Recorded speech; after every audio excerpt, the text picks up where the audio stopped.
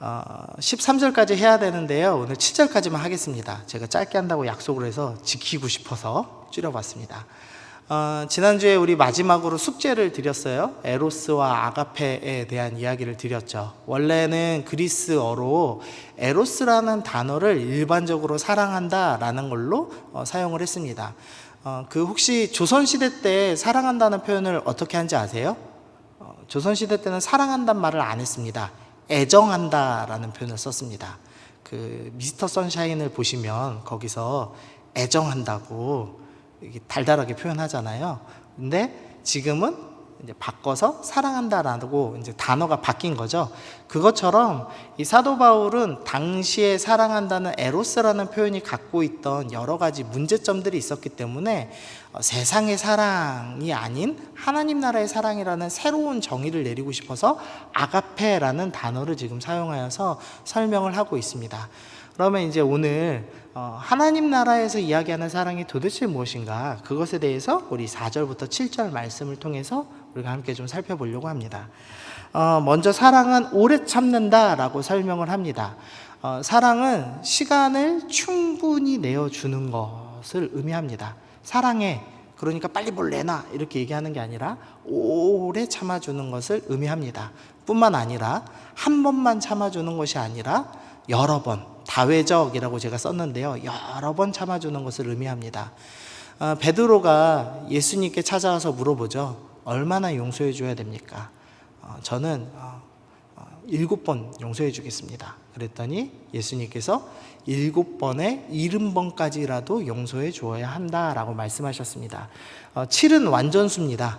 그러니까 용서를 완전하게 끝까지 오래 참도록 여러 번 해주어라 라는 예수님의 권면의 말씀이죠.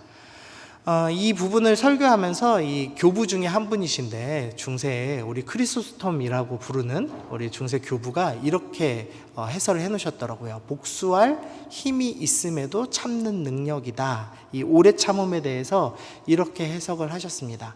나는 복수할 힘이 있고 그런 악한 마음이 있지만 사랑하기 때문에 꾹 참아내는 거죠. 오랫동안 참는 것, 그것이 바로 사랑이다라고 설명을 합니다. 예수님께서 이 오래 참음의 본을 보이셨죠. 우리는 하나님 앞에서 죄인이어서 바로 우리를 심판하셔도 마땅한 죄인임에도 불구하고 주님께서 오래 참고 계십니다. 오늘 우리가 불평할지라도, 우리가 거짓말을 할지라도, 하나님 앞에서 짜증을 부릴지라도 하나님께서는 깊이 참으시죠. 그래서 사랑은 오래 참는다라고 설명을 합니다. 두 번째로 사랑은 온유하다라고 설명합니다. 이 온유함에 대해서 이제 친절함과 비슷하다, 그러나 조금 더 열정적으로 친절을 행하는 것이다라고 이제 설명을 합니다. 그래서 이제 어떤 학자는 이렇게 설명해 놨어요. 오래 참음을 넘어서 오히려 선행을 베푸는 것이다. 그러니까 이 오래 참음과 온유함이 붙어 있는 개념인데, 오래 참음, 그냥 단순히 참는 것을 넘어서 아예 그 악한 사람에게, 너의 상대에게, 너를 사랑하지 않는 사람에게 더 적극적으로 선행을 행하는 것이다 라고 설명을 합니다. 세상은 온유하지 말라고 가르칩니다. 철학자 니체가 그런 말을 했대요. 이 온유한 것은 약자들이나 하는 것이다. 진정한 초인은, 이 니체가 말하는 초인은 이제 가장 완전한 사람을 의미하는 것 같더라고요. 초인은 온유하면 안 된다. 그러니까 세상 사람들은 네가 온유하게 더 친절을 배우고 너에게 악했던 사람에게 무언가를 더 내어주는 것은 바보처럼 보이는 것이다, 이렇게 이야기를 하죠. 그러나 하나님 나라에서는 더 베풀어 주어라, 더 친절하게 섬겨라, 오히려 너의 원수에게 하나를 더 내어주어라, 이렇게 설명을 하고 있습니다. 예화를 하나 들 텐데요. 링컨 대통령 아시죠? 미국의 대통령이죠. 이 링컨 대통령의 이 오랜 숙적이 하나 있었습니다. 스탠톤, 제가 이름 외우기 되게 어려워서 스탠톤이라는 정치인이 있었습니다. 둘이 이제 숙적이었어요. 이제 원래는 이 두 사람이 처음에 이 법정에서 만났습니다. 둘이 상대 변호사여서 상대를 변호하면서 만나서 이제 앙숙이 되었습니다. 그리고 링컨은 공화당 출신의 정치인이고 스탠톤은 민주당 출신의 정치인이었습니다. 그러니까 뭐 볼 것도 없이 앙숙이었겠죠. 그래서 이 스탠톤이 이 링컨을 향해서 막 모욕적인 발언을 합니다. 저 사람은 고릴라랑 똑같이 생겼다. 링컨이 좀 못생겼잖아요. 거기다가 못생긴 얼굴을 만회하려고 이렇게 수염을 기르거든요. 그래서 여러분이 알고 계신 링컨 모습은 다 수염을 기른 모습인데 그게 좀 나아진 겁니다. 되게 못생겼어요. 그래서 오리지널 고릴라를 보고 싶으면 이 링컨을 봐라. 이렇게 이제 스탠톤이 노골적으로 비난할 정도로 둘이 사이가 되게 나빴습니다. 그런데 이제 링컨이 대통령이 되고 나서 이제 남북 전쟁이 터지죠. 노예제 갈등으로 인해서. 근데 그때 링컨이 어떤 결정을 내렸냐면 이 자기를 조롱하던 숙적인 스탠톤을 국방장관으로 영입합니다. 그러니까 당시에 이제 국방장관이면은 이제 군대를 전체 통솔하는 것이기 때문에 이 스탠톤이 조금만 자기에 대해서 나쁜 마음을 품으면 링컨 대통령의 자리가 아마 위협적이었을 겁니다. 그럼에도 불구하고 링컨 대통령이 스탠톤만한 사람은 없다 그러면서 원수였던 이 스탠톤을 국방장관으로 임명했습니다. 그리고 이 스탠톤은 이 링컨이 예상한 대로 미국 역사에서 가장 뛰어난 국방장관으로서 전쟁을 수행하고 결국은 전쟁을 이기게 하는 장관이 되죠. 나중에 이제 이 링컨 대통령이 이제 암살을 당하죠. 그때 이 스탠톤이 울면서 가장 훌륭한 지도자가 죽었다. 이제 이렇게 표현했다는 이제 기록이 남아 있더라고요. 이제 온유함이란 무엇이냐? 이 링컨 대통령이 했던 것처럼 내 원수에게 오히려 좋은 것을 베푸는 것이다. 이제 이렇게 설명할 수가 있겠습니다. 그래서 여러분 오래 참는 것도 쉽지 않죠. 그러나 성경은 한 발 더 나가서 오히려 반대되어서 더 좋은 것을 주어라 라고 설명을 하고 있습니다. 네, 여기까지 설명하니까 이제 지금 현장은 지금 눈을 다 깔고 제 눈을 피하고 있어요. 네, 온유하기 어렵죠. 설교하는 저도 많이 힘듭니다. 그래서 주님께서 온유함을 추구하는 사람에게 복을 하나 주셔요. 말씀 좀 같이 읽어볼까요? 자, 같이 읽읍시다. 시작. 나는 마음이 온유하고 겸손하니 나의 멍에를 메고 내게 배우라. 그리하면 너희 마음이 쉼을 얻으리니. 지금 시대에 이제 유행하는 단어가 힐링이었다가 지금 워라벨로 또 이동했죠. 일과 라이프 생활이 이제 밸런스 있는 삶. 우리 삶의 쉼이라는 게 이제 중요한 화두로 등장을 했습니다. 근데 우리가 몸은 쉬어도 사실 마음이 쉬기가 쉽지가 않죠. 게임 아무리 열심히 하고 아무리 바닷가 가서 해변가 앉아 있더라도 마음이 불편하면 절대 쉼이 되지 않습니다. 근데 주님께서 우리에게 좋은 것을 넣어주셨는데 네가 온유하여서 원수에게까지 오히려 친절을 베풀 수 있다면 네 마음이 세상이 줄 수 없는 평안을 얻게 될 것이다 라고 지금 말씀하는 겁니다. 여러분이 사랑을 행하기 시작할 때 하나님께서 주시는 진정한 쉼을 얻을 수가 있을 것입니다. 그게 하나님이 여러분에게 주시는 선물입니다. 그 다음에는 시기하지 아니하며 자랑하지 아니하며 교만하지 아니하며 이제 세 개 세트입니다. 시기는 남의 업적을 깎아내리는 것, 남을 깎아내리는 것이고요. 자랑은 자기를 부풀리는 겁니다. 그래서 원어에 보면 이렇게 풍선이 부풀듯이 부풀다 이런 의미를 갖고 있어요. 그래서 시기와 자랑은 모두 남을 깎거나 나를 높이거나 하는 행위입니다. 그러니까 상대방을 두고 무언가 하는 행위이죠. 결국 이 모든 것은 교만에서 나오는 겁니다. 내가 더 남보다 높아질 거야 라는 마음에서 출발하는 마음입니다. 그래서 어떻게 하면 우리가 이 시기와 자랑과 교만의 마음을 좀 내려놓을 수 있을까? 그것은 우리가 상대를 바라보는 것이 아니라 하나님을 바라보는 태도가 필요합니다. 그러니까 내 눈으로 상대를 바라보면 하는 일들이 다 꼴보기 싫죠. 그래서 깎아내리고 싶거나 아니면 내가 더 잘났어 라고 나를 높이고 싶은 마음이 드는데 그게 아니라 하나님 앞에 나를 세우는 겁니다. 그러면 내가 하나님 앞에 서보니 내가 얼마나 부족합니까? 하나님, 내가 이거 되게 잘한다고 생각했는데 하나님 앞에서 보니까 잘하는 것도 아니고 또 잘한다는 그 생각이 교만이라는 죄악에 불과하다는 것을 깨달았습니다. 그래서 하나님 앞에 나를 세우기 시작할 때 시기와 자랑과 교만의 마음이 낮아지게 될 것입니다. 또한 하나님 앞에 서서 하나님과 같은 관점으로 하나님이 세상을 바라보시듯이 내가 세상을 바라보기 시작하면 내 상대방에 대해서 다른 시선으로 보입니다. 이전에는 저놈이 잘하는 걸 볼 때 짜증나죠. 저놈이 왜 나보다 잘해? 내가 1등 해야 되는데 왜 제가 1등해? 이렇게 생각하기 쉽지만 하나님의 관점, 즉 하나님의 나라의 관점에서 그 상대방을 바라보기 시작하면 저 사람이 저렇게 잘함을 통해서 하나님께서 새 일을 행하시겠구나. 하나님 공동체가 더 부유해지겠구나. 우리 태영 형제가 찬양 인도를 잘하는 걸 볼 때 시기 질투가 일어나는 것이 아니라 태영 형제가 찬양 인도를 잘하니까 우리 예배가 더 풍성해지겠구나. 나도 예배 인도 더 잘해야지. 이렇게 생각하게 되겠죠.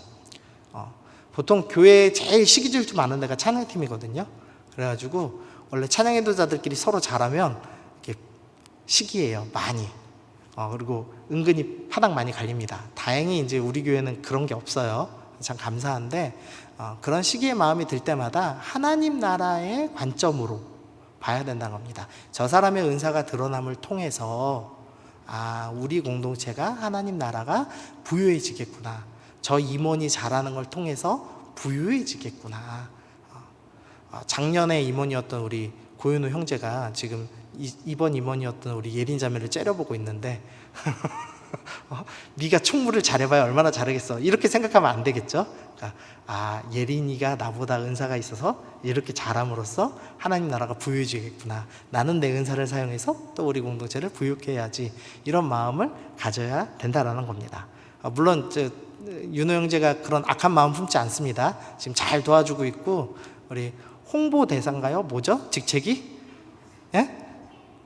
홍보팀장이에요. 팀원 없는 팀장이어서 우리 지금 영상을 다 만들고 있습니다. 네, 작년까지 총무회장 섬기다가 잘 섬기고 있습니다. 감사합니다.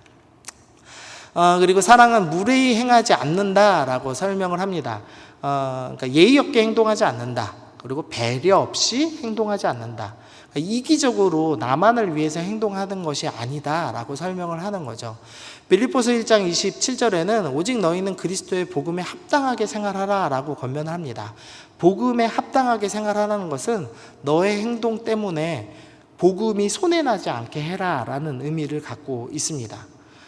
내가 복음을 갖고 있는 사람이기 때문에 다른 사람들을 위해서 내가 예의 있게 배려하며 사랑으로 행동을 해야 합니다 라고 이야기하는 겁니다. 사랑하는 사람은, 하나님의 사랑을 갖고 있는 사람은 절대 예의 없게 행동하지 않습니다. 상대방을 존중하고 배려하는 말투를 사용하고 언제나 상대방의 유익을 위해서 행동을 하죠. 그래서 다음 구절에서 사랑은 자기 유익을 구하지 않습니다 라고 이야기를 합니다. 그러니까 비슷한 맥락이 지금 붙어 있죠. 근데 여기에는 특별히 이 원어에는 자기의 의견만 고집하지 않습니다 라는 뜻도 담고 있습니다. 그러니까 내 이익만을 위해서 사는 것뿐만 아니라 내 의지, 그러니까 어떤 사람이 옳은 일을 행하기 위해서 나의 주장을 막 고집할 수도 있어요. 근데 그게 진리의 문제라면 싸워서 이겨야 되겠죠. 그러나 모든 삶의 문제들이 다 진리의 문제는 아닙니다. 그러니까 내게 조금 더 90% 괜찮은 의견일 수도 있지만 89% 괜찮은 의견인 상대방의 의견이 있을 수도 있죠. 그럼 내 눈에 볼 때는 내게 1%가 더 높을지라도 때로는 사랑하기 때문에 져줘야 될 필요도 있다는 겁니다.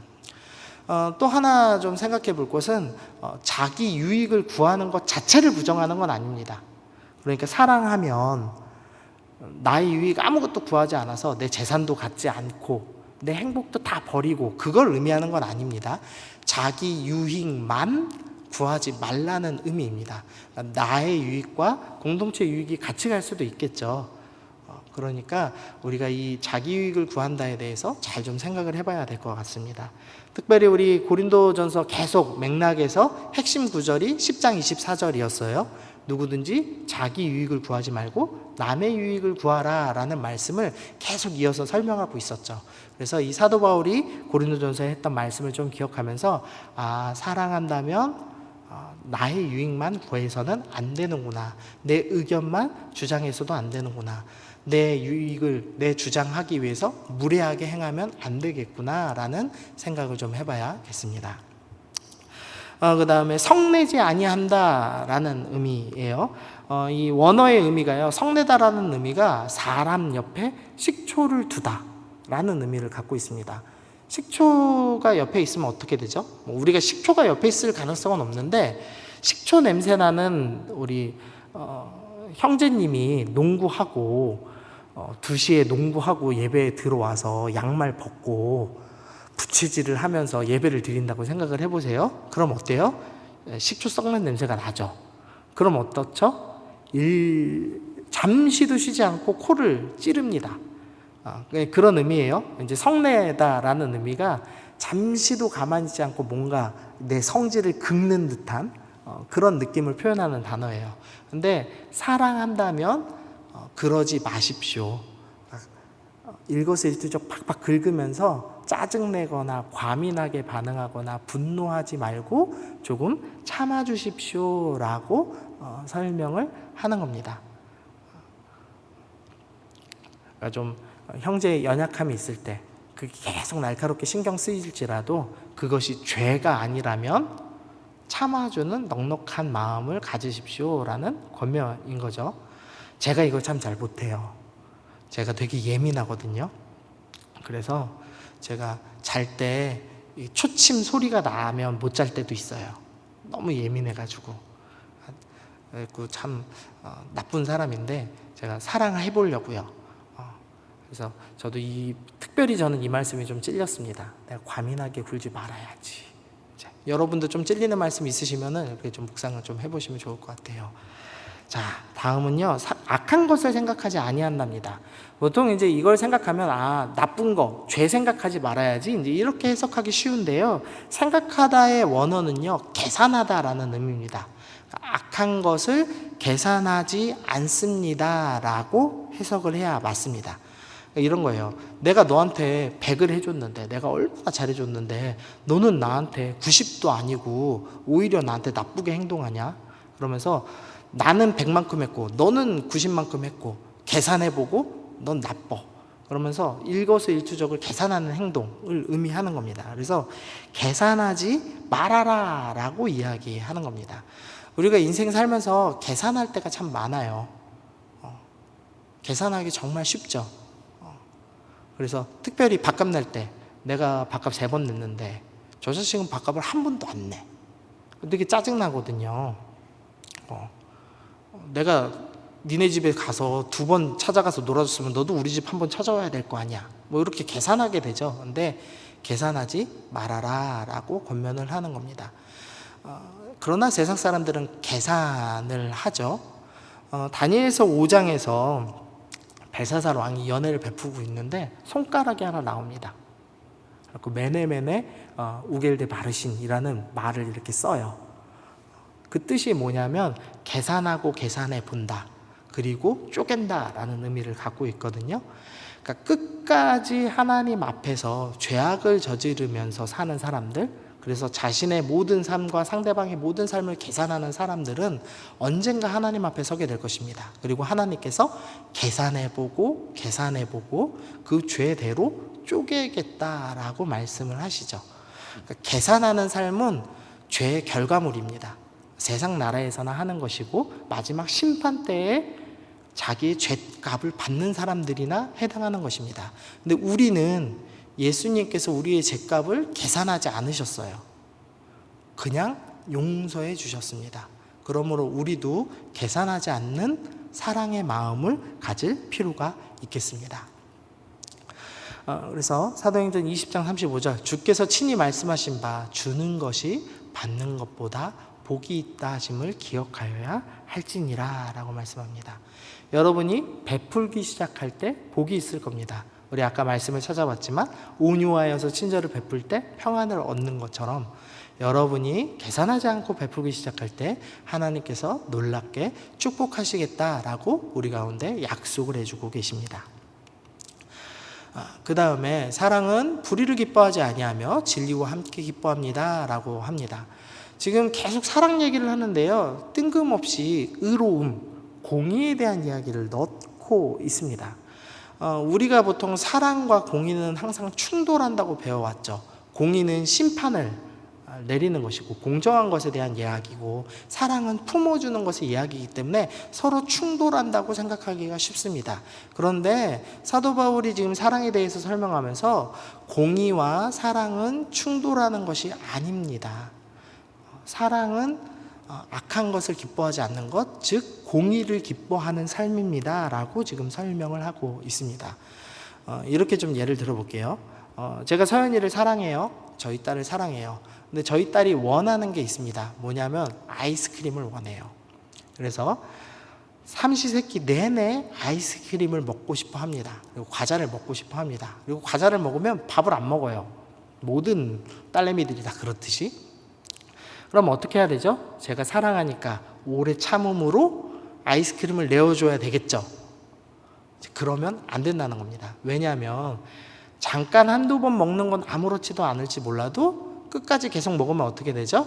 결국 몸이 병들게 됩니다. 그러니까 몸이 병들게 된다면, 그 영혼이 상하게 된다면 그것은 사랑이라고 할 수가 없다는 거죠. 그래서 궁극적으로는 그 상대의 영혼이 어떻게 그 생명이 살아날 것인가, 영혼 안에 하나님의 사랑과 생명이 풍족해질 것인가를 보고 대해야 되는데, 그렇게 대하려면 반드시 공의의 관점, 진리의 관점 안에서 사랑을 해야 되더라라고 지금 설명을 하고 있는 겁니다. 그러니까 만약에 서연이가 동물 기르고 싶다고 아빠 사자 기르게 해줘 라고 해서 사자를 기르게 할 수는 없는 거예요. 언젠가 그 사자는 서연이를 물어 죽일 겁니다. 여러분이 상대방을 사랑한다고 해서 상대방의 불의를 두고 본다면 반드시 그 불의는 그 영혼을 잡아먹을 겁니다. 그러므로 불의를 기뻐하지 않고 사랑한다면 그 악함이 그 사람 가운데 제거될 수 있도록 끊임없이 기도하고 때로는 권면해야 되겠죠. 물론 우리는 이것에 대해서 오래 참아야 됩니다. 그러나 권면을 포기하지는 않아야겠습니다. 그러면서 이제 사랑을 총 정리합니다. 그래서 모든 것을 참아주고 믿으며 바라며 견딘다라는 이야기를 해요. 참다라는 단어는 지붕을 덮다라는 의미를 갖고 있어요. 그러니까 허물을 덮어주십시오라는 겁니다. 그러니까 불의를 덮어주십시오가 아닙니다. 그러니까 우리 인생에서 모든 것이 다 죄는 아니잖아요. 그러니까 좀 연약한 것들이 있다라면 좀 참아주십시오. 지붕을 덮고 있는 것처럼 잘 덮어주십시오라고 설명하는 거죠. 그러면서 믿어주세요라고 설명합니다. 근데 여기서 믿음은 신앙적인 의미의 믿음이 아닙니다. 내가 예수님을 믿다 할 때 믿음, 그래서 절대적으로 그 사람을 믿어준다는 것이 아니라 신뢰해 주십시오라는 관계적인 의미를 갖고 있는 겁니다. 이걸 좀 기억하시면 좋겠어요. 이따 좀 다시 얘기할게요. 자, 그리고 모든 것을 바라며 소망합니다 라고 되어 있어요. 로마서 8장 28절에서는 합력하여 선을 이룬다 라고 설명합니다. 하나님께서는 때로는 악한 일이 있더라도 그 일들을 통해서 합력하여서 선을 이루시는 분입니다. 가장 좋은 열매를 맺으실 것입니다. 그러므로 우리는 참을 수가 있는 거죠. 그래서 상대방이 조금 허물이 있고 연약함이 있고 부족함이 있고 때로는 무례하게 굴지라도 그 사람에 대해서 기다려줄 필요가 있고 그 사람이 변하여서 새 사람이 될 것을 소망할 필요가 있습니다. 이 시대에는 무관심을 사랑이라고 이해하는 경우가 많습니다. 그래서 내가 너한테 아무 말 안 했고 내가 너한테 해 안 끼쳤으면, 손해 안 끼쳤으면 그게 사랑 아니냐라고 생각하기 쉽습니다. 근데 그것은 그 상대방에 대해서 소망하지 않는 것이죠. 근데 사랑은 분명히 소망한다라고 설명을 합니다. 그래서 그 상대방이 조금 부족할지라도 나는 네가 하나님 안에서 이렇게 사랑 많은 사람으로 변할 것을 믿어, 신뢰해 라면서 끝까지 그 사람을 위해서 소망하고 기도해 주는 것, 그것이 사랑이다 라고 설명을 합니다. 그러면서 다시 한번 모든 것을 견딘다, 오래 참는다, 견딘다가 앞뒤로 지금 나오고 있죠. 그래서 끝까지 참으시면서 그 사람이 변화될 것을 기대하고 그 사람 가운데 역사하실 하나님을 신뢰하십시오 라고 이야기를 하고 있습니다. 자, 이제 우리가 에로스와 아가페 얘기하면서 세상 사랑과 하나님 사랑을 좀 구분했다고 이야기했죠. 그럼 세상 사랑은 무엇인가? 간단하게 생각하면 이겁니다. 사랑을 베풀지 않고 사랑을 요구하는 겁니다. 한번 살펴보죠. 나한테 오래 참아줘. 세상 사랑은 단순합니다. 나의 유익만을 구하는 거예요. 자기 유익만 구해서 나는 오래 참아주고 나한테 온유하게 대해줘. 나한테 더 배려해줘. 그렇지만 내가 너한테 못할 수도 있어 라고 얘기하는 거죠. 그리고 세상 사랑은 나 시기하지 마. 내 앞에서 감히 자랑하지 마. 그리고 내가 자랑하거나 교만하게 굴면 그건 애교로 품어줘. 오래 참아야지 네가. 이렇게 얘기하는 거죠. 또 세상 사랑은 무례하게, 너 나한테 무례하게 행하지 마. 그건 사랑이 아니야. 하지만 내가 무례하게 행할 때가 있어? 그럼 오래 참어. 그러니까 상대방한테는 사랑을 요구하고 자기는 참아달라고 요구하고, 이게 이제 세상 나라의 사랑이라고 할 수 있겠습니다. 또 보면 유익을 구하지 않고, 너의 유익을 구하지 마. 오직 100%내 유익만을 위해서 살아. 나의 행복만을 위해서 살아. 내가 너 만나는데 즐겁지 않고 행복하지 않으면 내가 왜 널 만나야 돼? 라고 생각하죠. 요런 이제 이야기를 하면은 이제 연애하시는 분들이 좀 뜨끔할 거예요. 안 뜨끔하실 수도 있는데 뜨끔하실 수도 있겠죠. 예. 그리고 엄마와 부모님 생각하면 뜨끔하실 거예요, 많이. 엄마한테는 사랑을 요구하죠. 근데 나는 사랑을 베풀지 않아요. 근데 하나님 나라의 사랑은 베푸는 겁니다. 상대방이 어떠하든지 상관없이. 그래서 성내지 말아야 하고, 신경 들지 말아야 하고. 또 아까 계산하는 거 얘기했죠. 나를 계산하지 마. 근데 나는 너를 계산할 거야. 너 내 허물 덮어줘. 그렇지만 너의 허물은 내가 덮어주지 않을 거야. 그리고 아까 그 신뢰 얘기 설명 더 드린다고 했는데, 여기서 믿는다라는 것은 신뢰관계에 믿는다라는 표현인데, 세상 사람들은 이걸 신앙적으로 설명을 하려고 해요. 그래서 너는 나를 사랑한다고 이야기한다면 나를 마치 신앙인 것처럼 받아들여. 너 나 사랑하는데 왜 교회를 갈 수 있어? 이 황금 연휴 때 어떻게 나를 버리고 예배당 나가서 봉사한답시고 나를 버려둘 수 있어? 나 외로운데? 이렇게 설명을 해요, 사랑할 때 많이. 그러나 신앙의 관계가 아니라 신뢰의 관계입니다. 신뢰의 관계는 서로 둘 사이가 건강하게 서 있는 것을 의미하는 거지, 어느 한 사람이 일방적으로 기대고 의지하고 신앙적으로 매달리는 것을 의미하지 않습니다. 그러나 세상 사랑은 일방적으로 매달리는 것을 사랑이라고 설명하죠. 그리고 소망해라. 나는 변화하지 않을 거야. 그러나 너는 변화해. 이렇게 이제 이야기하는 것. 이제 세상 사랑과 하나님 사랑 좀 구분이 되시죠? 자기의 유익만 구하고 나는 희생하지 않겠다고 이야기하는 것이 세상의 사랑입니다. 그러나 하나님의 사랑은 내가 희생하고 내가 베푸는 사랑을 이야기하고 있습니다. 이 말씀이요 12장과 14장 사이에 있다는 설명을 드렸어요. 그래서 이 맥락은요 단순하게 사랑만을 설명하는 것은 아닙니다. 그러니까 사도 바울은 사랑의 정의를, 명확한 하나님 나라의 사랑의 정의를 다 내리고 있는 것이 아니라 고린도 교회 상황에서 사랑이 무엇인지를 좀 설명하고 있어요. 그래서 보면은 1장에서 4장에서 지혜에 대한 이야기를 했죠. 그러니까 지혜로운 수사학을 가진 아볼로 파를 중심으로 해서 우리는 지혜 있고 바울 너는 지혜가 없어, 이렇게 주장했죠. 그러면서 자기들은 교만하게 높이고 남은 깎아 내렸습니다. 그리고 또 12장에서 방언을 이야기하면서 방언의 은사를 가진 사람은 높고 너희는 부족해 라고 이야기했어요. 근데 그것에 대해서 사도 바울이 사랑한다면 시기하고 자랑하고 교만하지 않아야 합니다 라고 권면을 한 겁니다. 그리고 음행을 비롯한 여러 가지 죄악을, 우리 십계명의 그 후반부와 술 취하지 말라를 더한 말씀을 더해서 5장에서 예를 들었죠. 그런 불의를 기뻐하지 않는 것이 사랑입니다 라고 설명을 하고 있고요. 또 소속 문제에 대해서 6장에서 언급하는데 계산하지 마십시오, 그게 사랑입니다 라고 설명하고 있습니다. 또한 우상잼을 먹는 문제에 대해서 이야기하면서 어떤 사람들은 고기 먹는 것, 그 작은 식습관 하나하나까지도 다 예민하게 반응을 했고요. 그다음에 자기 유익을 구하기 위해서 때로는 연약한 사람들 앞에서 마음대로 고기를 먹는, 우상의 재물을 먹는 문제들이 있었어요. 그러니까 그것에 대해서 사도 바울이 조금 과민하게 굴지 마십시오. 성내지 마십시오. 자기 유익을 위해서 연약한 사람들 앞에서도 고기 먹는 행동하지 마십시오. 그것이 사랑입니다 라고 설명을 합니다. 그리고 11장에서 여자가 머리에 무언가 쓰지 않는 문제, 이것이 이제 우리 현대의 의미에서는 미니스커트를 입고 막 올라간 것과 같다, 이런 말씀드렸죠. 그리고 또 성만찬시에 가난한 자를 배려하지 않고 부자들이 먼저 먹던 문제, 그것에 대해서 그것은 무례하게 행하는 겁니다. 배려해야 합니다 라고 설명을 하는 겁니다. 그러니까 지금 사도 바울이 이야기하는 이 사랑의 개념들은 전부 고린도 교회 현장에서 현실 속에서 적용되는 문제입니다. 그러니까 사랑이라는 것은 그냥 어떤 하나의 구호가 아닙니다. 사랑하면 좋지, 이 정도의 문제가 아니라 반드시 적용되어야 되는 문제라는 겁니다.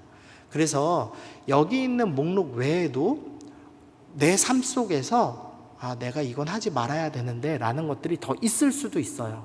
그렇다면 여러분들이 그걸 찾아서 적용을 해야 합니다. 우리 대림교회 공동체 안에 지금 사도 바울이 이야기한 것 외에 더 포함되어야 될 것들이 있을 수도 있어요. 뭐 예를 들면 인사를 잘 하십시오, 이런 게 있을 수도 있고요. 어떤 교회에 따라서, 또 어떤 데서는 전화를 조금 더 해주세요, 카톡을 좀 해주세요, 이런 게 메시지가 될 수도 있겠고요. 그래서 관심을 보이십시오, 이게 사랑입니다, 이렇게 얘기할 수도 있겠죠. 그래서 여러분들 안에, 그리고 우리 공동체 안에 사랑의 메시지를 좀 더 찾아내야 됩니다. 그래서 좀 고민하면서 나한테 적용돼야 될 것은 뭐지? 시기, 질투, 자랑 이런 거 외에 지금 사도 바울이 얘기하지 않은 것 중에 나는 무엇을 적용해야 되는가, 그것에 대해서 고민을 좀 하시면서 한 주간 좀 살아가시는 여러분들 되길 바랍니다. 마지막으로 사랑하면, 우리가 1절에서 3장에서 사랑이 없으면 어떻게 되는지를 설명했어요. 그럼 사랑하면 어떻게 되는지를 좀 살펴봅니다. 내가 사람의 방언과 천사의 말을 할지라도 사랑이 없으면 소리나는 구리와 울리는 꽹과리가 됩니다 라고 설명을 했어요. 사랑이 없으면 소음에 불과합니다 라고 설명했습니다. 그런데 사랑을 적용하여서 삶을 살면 하나님이 기뻐하시는 하모니가 됩니다. 아름다운 화음이 됩니다. 그래서 우리의 삶 전체가 하나님이 기뻐 받으시는 예배가 될 수 있습니다. 또한 사랑이 없으면 내가 아무것도 아니다 라고 설명했는데, 사랑하면 나의 삶은 하나님 앞에서 의미 있는 삶으로 바뀌게 됩니다. 세상에서는 내가 1등 하지 못했을지 모르지만, 세상에서는 내가 시기하지 않고 그 사람한테 무례하게 행하지 않아서 내가 그 사람의 자리를 차지 못했을지는 모르지만, 하나님이 보실 때는 나는 매우 의미 있고 소중하고 성도로서 바른 삶을 사는 사람이 될 수도 있습니다. 세 번째로는 사랑이 없으면 아무 유익이 없습니다. 우리 영혼에 유익이 없다고 얘기했어요. 그런데 사랑하면 상대에게 사랑을 베풀었지만 상대방에게만 유익이 있는 것이 아니라 나에게도 큰 유익이 생깁니다. 내가 성숙해질 것입니다. 내가 하나님의 쉼, 세상에서 줄 수 없는 하나님의 평안을 얻게 될 것입니다. 그리고 무엇보다 내가 사랑을 베품으로써 상대방이 건강해지고, 우리는 그리스도 안에서 한 몸이고 유기체이기 때문에 이 사람의 건강 때문에 나도 건강해지게 되죠. 우리는 모두 연결되어 있기 때문이죠. 그래서 사랑하면 우리 모두가 건강해지고 유익을 얻게 된다라고 사도 바울은 설명을 합니다. 그래서 여러분은 반드시 사랑을 해야 합니다라고 오늘 본문이 설명을 하고 있습니다. 네, 설교 다 마쳤습니다. 그래서 여러분 사랑하시기를 바랍니다. 우리가 이 목록들 너무 잘 아는 목록이에요. 근데 그 중에서 한 가지만 좀 붙잡으셨으면 좋겠어요. 오래 못 참는 분들은 오래 참으시기 바라고, 저처럼 과민한 사람은 내가 과민하지 말아야지 결단하시면 좋겠고, 어떤 사람은 무관심하여서 지체에 대해서 소망하지 못하는 사람들이 있었다면 하나님, 내가 소망을 품고 기도하겠습니다 라고 결단하시면 좋겠고, 친절하지 않다라면 친절하고 무례행하지 않겠습니다 결단하시면 좋겠습니다. 어떤 거든지 하나씩 붙잡으시면서 하나님, 내가 사랑하는 삶 살고 싶습니다. 복음에 합당한 생활을 위해서 사랑하는 삶 살기로 결단합니다. 그렇게 행했을 때 상대방이 건강해질 것이고 나도 건강해질 것입니다. 상대방이 유익하게 되고 나도 유익하게 될 것입니다. 우리 하나님 나라에서 서로 사랑하며 유익을 얻고 살아가겠습니다. 우리 그렇게 결단하시면 좋겠습니다. 네, 반주를 좀 해주시면 네, 좋을 것 같아요. 자, 우리 그래서 한 가지 말씀 기억하시면서 우리 결단합시다. 우리 각자에게 주어진 말씀 붙잡고 하나님 사랑하겠습니다. 하나님 나의 삶 가운데 하나님을 사랑하는 마음으로 사랑하며 섬기겠습니다. 우리 그렇게 결단하시면서 잠시 기도하겠습니다. 하나님 아버지 감사합니다.